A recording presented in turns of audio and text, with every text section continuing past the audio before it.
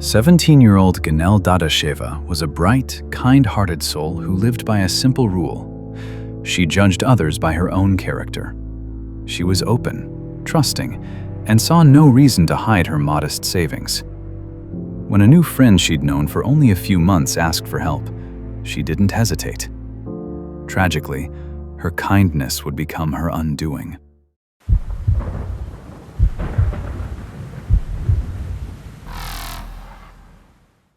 Hi everyone, I'm Alex.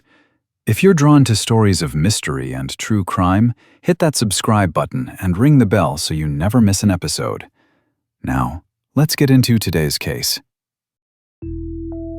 Gyunel's parents lived apart, and her father frequently sent her money, which she carefully saved. She was a dedicated student, determined to ace her final exams. To get the best education possible, she had even transferred to school number 10 in Nizhny Dinsk, believing the teachers there were stronger. She dreamt of graduating university and starting her own business. That was the subject of the last conversation she ever had with her mother. On December 6, 2018, Gyunel left home and never returned. Her mother, Elena, was working a night shift when Gyunel failed to come home. By morning, after checking the school and calling every friend, Elena headed straight to the police. Soon, missing person flyers covered the city. The entire town of Nizhny Dinsk was talking. Authorities launched a massive search operation, describing Gyunel as petite, appearing slightly older than her 17 years, with a distinctive high-pitched voice. For over a week, police and volunteers combed the area. Elena recalled that on the night she vanished, Gyunel said she was heading out to meet someone but didn't give details. She left at 5:30 p.m. Through social media logs, Elena and her younger son found the girl Gyunel was supposed to meet that night, a classmate named Ksenia.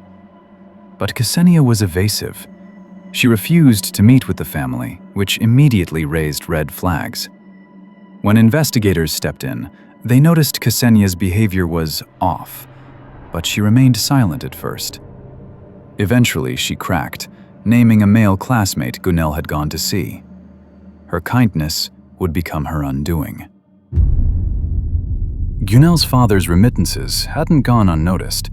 This classmate, who had a gambling habit, had borrowed 50,000 rubles from her once and paid it back. But the second time, he borrowed 70,000 and couldn't, or wouldn't, return it.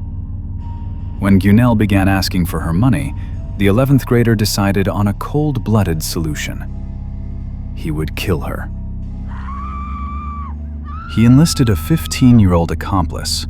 Under the guise of a friendly hangout, they lured Gyunel to the older boy's home, a modest wooden cabin. Ksenia, the friend, played her part by helping lure Gyunel there.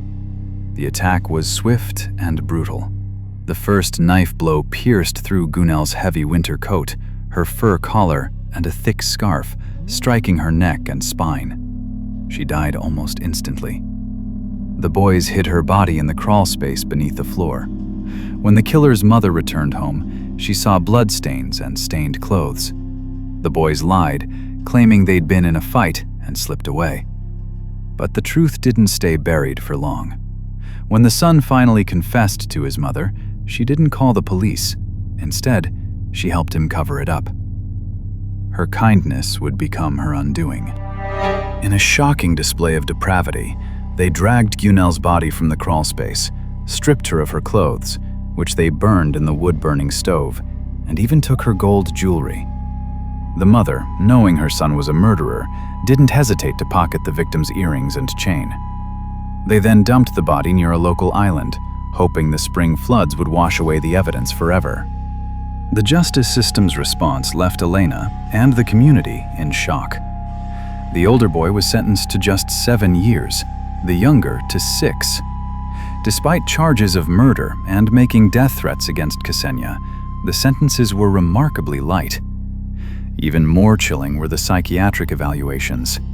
Experts concluded that both boys were predisposed to killing.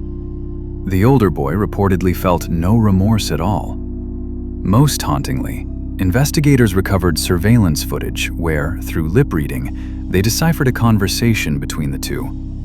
The younger boy had asked his friend to kill his mother's boyfriend. The older boy's response? Let's try it out on Gyunel first. To the killer, Gyunel Dadasheva wasn't a friend. She was a rehearsal.